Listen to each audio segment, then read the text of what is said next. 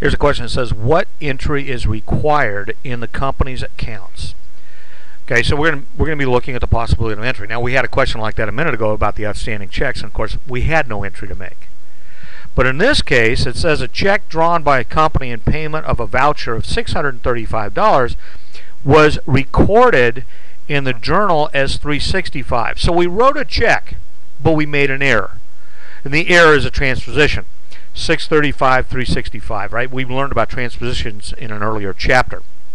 So we transposed it. Let me do this. First, I'm going to do a T account for us. And our T account, I'm going to have cash and accounts payable. When we first wrote that check, we wrote the check for $635, but we recorded it as $365. Okay? So we debited accounts payable for the wrong amount.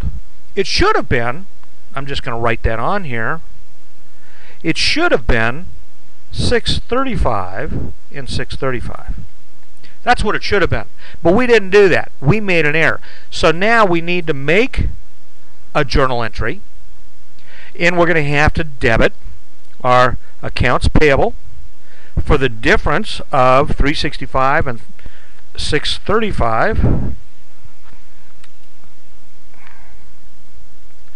And the difference is $635 minus $365. Whoa.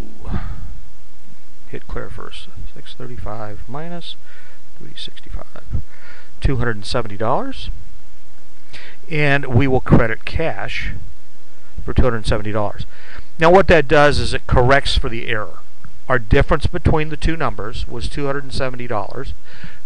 Okay, I found that difference, and that's what the account should have been charged with, and so we're just correcting that by making an adjusting entry.